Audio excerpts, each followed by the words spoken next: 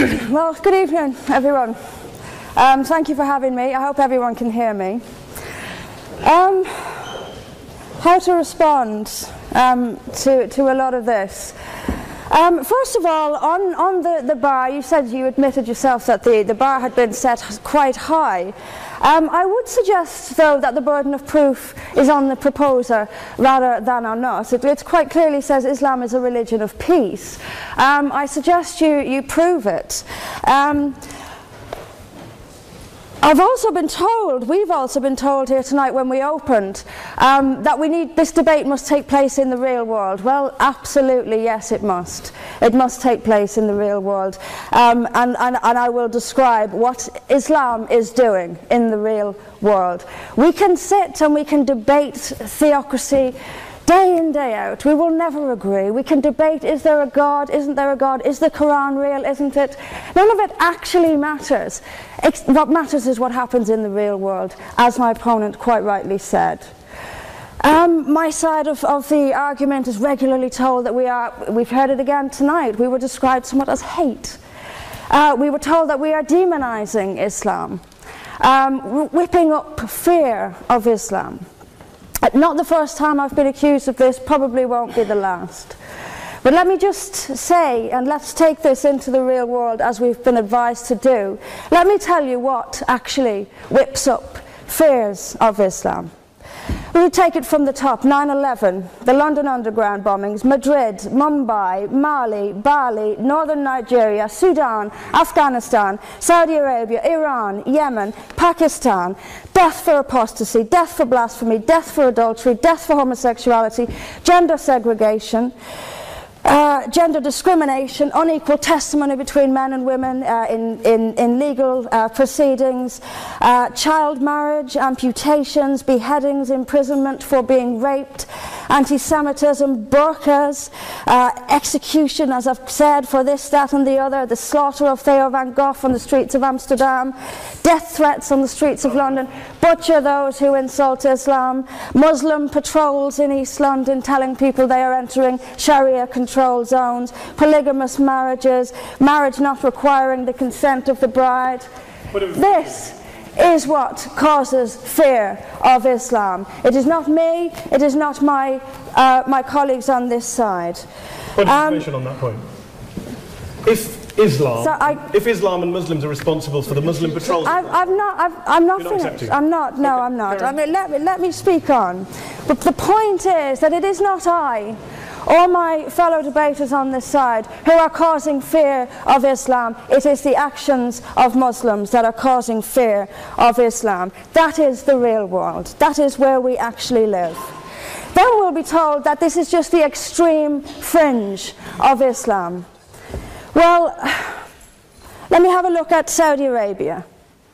Saudi Arabia is the birthplace of Islam, the custodian of its holy sites. In Saudi Arabia, a woman is not allowed to drive. She is not allowed to leave the house without a mahram. She is not allowed to vote, although they've been incredibly generous by allowing some votes in the next elections. This is apparently the extreme fringe of people are executed for blasphemy, executed for apostasy. In Saudi Arabia, the birthplace of Islam, we'll be told that's the extreme fringe of Islam. No, it is not.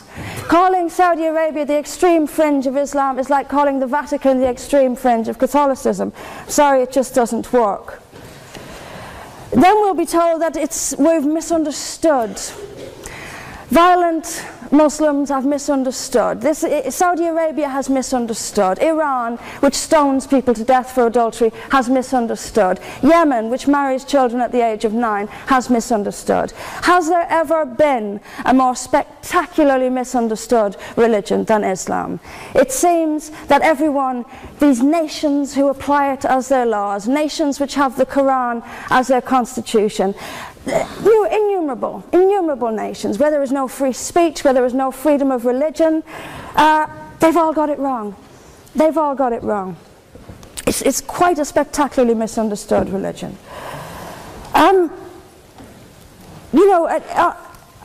there's just so much, you know, I'm constantly told as well that I need to respect Islam. I'm never quite given a good enough reason why. I am under no greater obligation to respect Islam than I am any other beliefs. I'm under no more obligation to respect a woman oppressed in the name of Islam than if she is oppressed by the BNP or anyone else. I am under no obligation to make compromises with an ideology I simply don't see as peaceful. Why don't I see it as peaceful? Because of the evidence. If I look around the world and I see the countries where Islam calls the shots, all I see is brutality and violence imposed by the state. We were told that peace is not just the absence of violence but the presence of justice. Absolutely. I do not see how in a nation where, as the only woman here, I have some particular issues with the way women are treated in Islamic states. Now you can argue that they've got it wrong. Tell them that, because they seem to think that's what it is. Yes, I mean, there's so much to say about it, but is there a peaceful Islam? Yes, there is. It's in the hearts of peaceful Muslims. Unfortunately, though, there's also a rather more objective Islam, and peaceful Muslims have to do some really rather creative interpretation, like the command to beat her. I've seen Muslim women. I didn't stand up for you. You're allowed to. Well, I didn't. So if you could just have it, but I knew this would happen. I knew this would happen, by the way. I knew this would happen. What I'm saying is completely controversial and will be booed and shouted down, and I have no doubt my colleagues the same. I knew this would happen. You say anything negative, you'll get the boos. I'm actually going to leave it there. But I will finish just by saying this. There are hundreds of millions of peaceful Muslims. That is a fact. But that does not mean that Islam itself is peaceful. Peaceful Muslims interpret verses of the Quran so almost beyond recognition it's reinterpreted. Like the command to beat her. It's there in the Quran, and I've seen Muslim women try to dance around it. They put words in there that simply aren't there. That's what it says beat her. And in the countries where the Quran calls the shots, that is exactly what they do. This is not peace. This is not justice. Islam is not a religion of peace, as the evidence shows us. Thank you. Thank you very much, Mr. President. Ladies and gentlemen, good evening. Assalamu alaikum. Lovely to see you all here tonight. We are having a very entertaining night, are we not, with some very interesting things being said from the other side of the house tonight.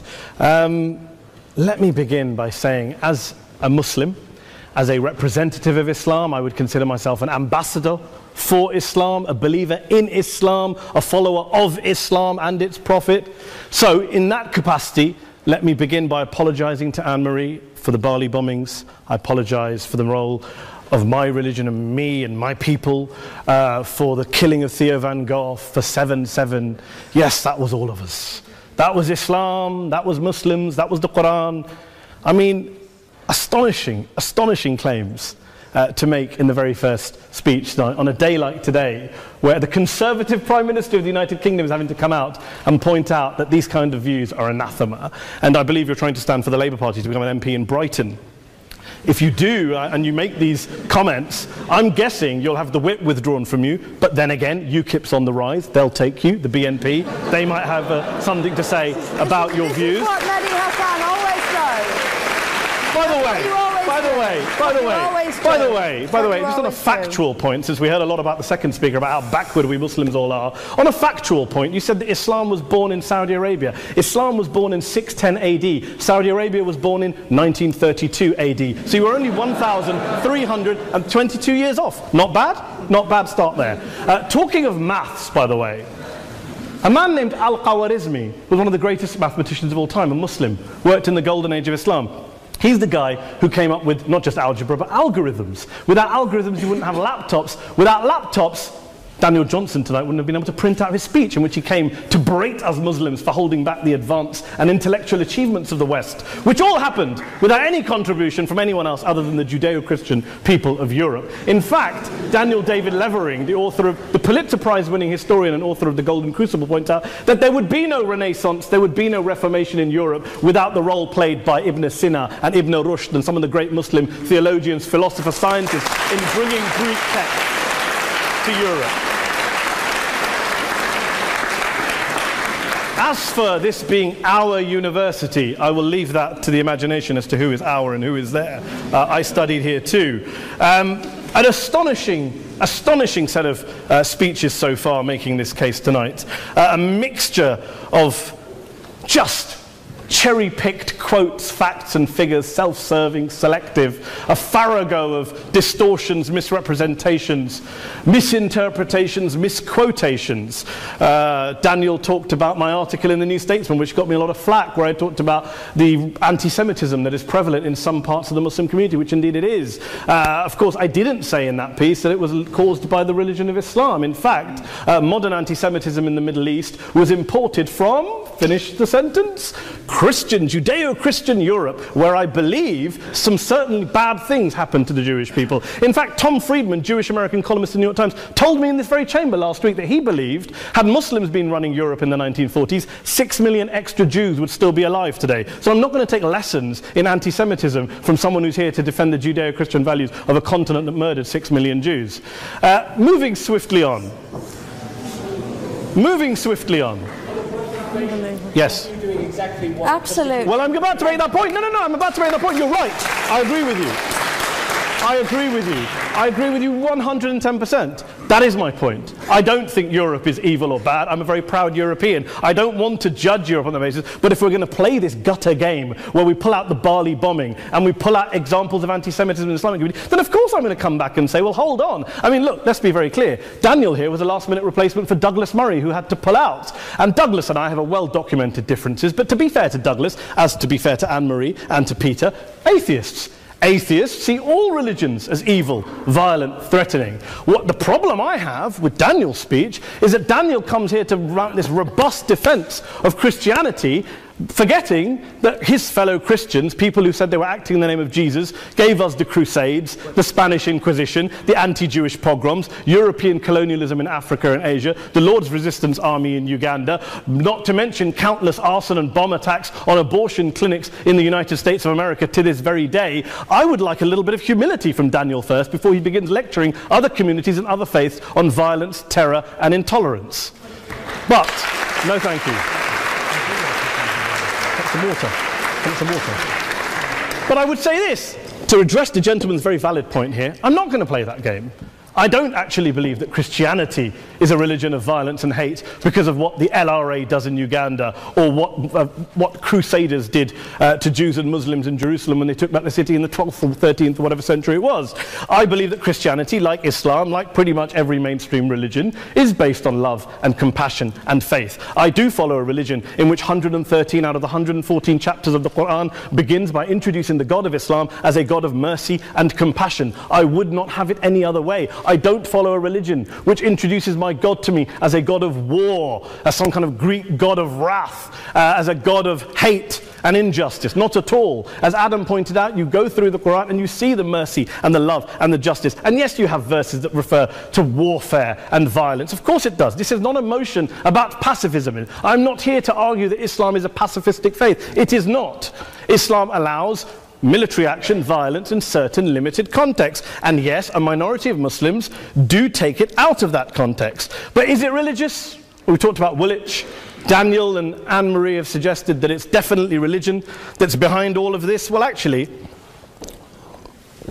what I find so amusing tonight is we're having a debate about Islam, and the opposition tonight have come forward. We have a graduate in law, a graduate in modern history, a graduate in chemistry, and you know, I admire all of their intellects and their abilities, but we don't have anyone who's actually an expert on Islam, a scholar of Islam, a historian of Islam, a speaker of Arabic, even a terrorism expert or a security expert or a pollster, let alone to talk about what Muslims believe or think. Instead, we have people coming here, putting forward these views, putting forward these sweeping opinions. Listen to Professor Robert Pape of the University of Chicago, one of America's leading terrorism experts, who, unlike our esteemed opposition tonight, studied every single case of suicide terrorism between 1980 and 2005, 315 cases in total. And he concluded, and I quote, "There is little connection between suicide terrorism and Islamic fundamentalism or any of the world's religions. Rather, what nearly all suicide terrorist attacks have in common is a specific secular and strategic goal to compel modern democracies to withdraw military forces from territory that the terrorists consider to be their homeland."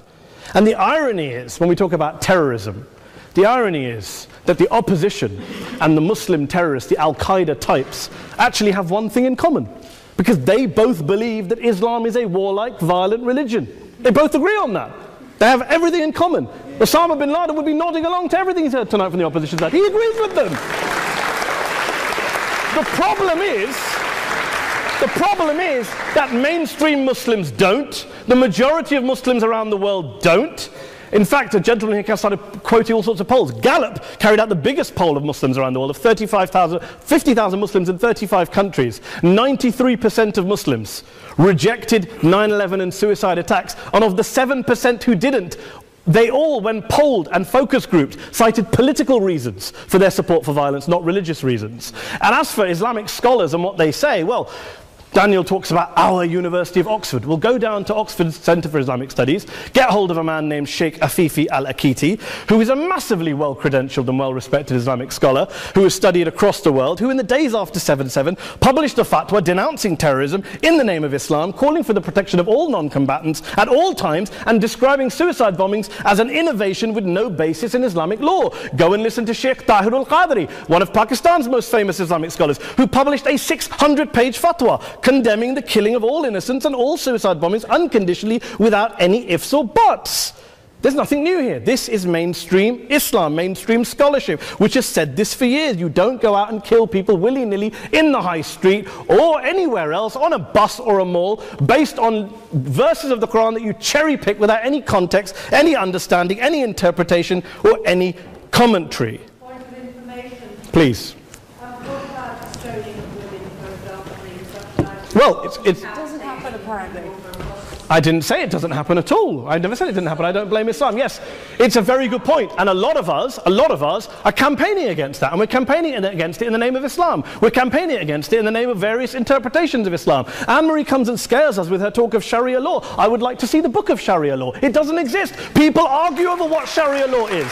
And you empower the extremists by saying there is only one version. You empower them all. I don't believe you took any interruptions, Anne-Marie, so I think you should stay there for a moment. Several countries. Here's what we're dealing with. Here's what we're dealing with. We are dealing, I took your point. Here we are dealing with a 1400-year-old global religion, followed by 1.6 billion people in every corner of the world, a quarter of humanity, of all backgrounds, cultures, ethnicities. And yet the opposition tonight wants to generalize, stereotype, smear, in order to desperately win this debate.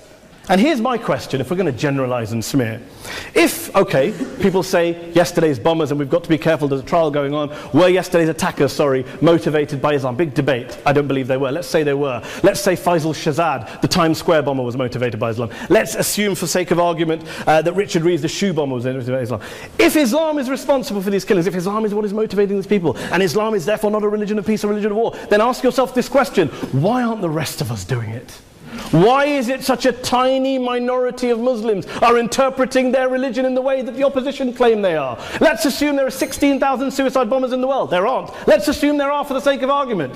That's 0.001% of the Muslim population globally. What about the other 99.99% of Muslims who the opposition tonight either ignore or smear? The reality is that the rest of us aren't blowing ourselves up tonight. The reality is that the opposition came here tonight not worried about the fact that me and Adam might pull open our jackets and blow ourselves up tonight because we're followers of a warlike warrior religion which wants to take over Europe and Daniel's university.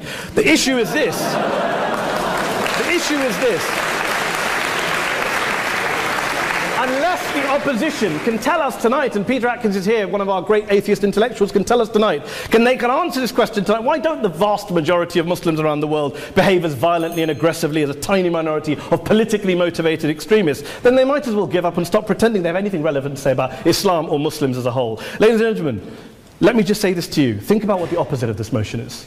If you vote no tonight, think about what you're saying the opposite motion is. That Islam isn't a religion of peace, it's a religion of war, of violence, of terror, of aggression. That the people who follow Islam, me, my wife, my retired parents, my 6-year-old child, that 1.8 million of your fellow British residents and citizens, that 1.6 billion people across the world, your fellow human beings, are all followers, promoters, believers in a religion of violence. Do you really think that? Do you really believe that to be the case? They say that in the Oxford Union, the most famous debate was in 1933, when Adolf Hitler looked out for the result of the King and Country motion, where they voted against fighting for king and country, and Hitler was listening out for the result. Well, tonight, 80 years on, there are two groups of people around the world who I would argue are waiting for the result of tonight's vote. There are the millions of peaceful, non-violent, law-abiding Muslims both in the UK, Europe, Asia, Africa and beyond, who see Islam as the source of their identity, as a source of spiritual fulfillment, of hope, of solace. And there are the phobes, the haters, the bigots out there who want to push the clash of civilizations, who want to divide all of us into them and us and ours and their. Ladies and gentlemen, I urge you all not to fuel the arguments of the phobes and bigots. Don't legitimize their divisions. Don't legitimize their hate. Trust those Muslims who you know, who you've met, who you hear, who don't believe in violence, who do want you to hear the peaceful message of the Quran as they believe it to be taught to the majority of Muslims, the Islam of peace and compassion and mercy, the Islam of the Quran, not of Al-Qaeda. Ladies and gentlemen, I beg to propose this motion to the House. I urge you to vote yes tonight. Thank you very much for your time.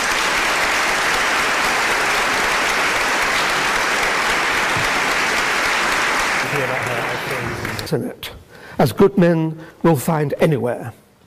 But we, through examples of the behavior that Islam inspires and often condones, and I, by seeking to show that Islam has an intrinsic fault, long for Islam 2.0.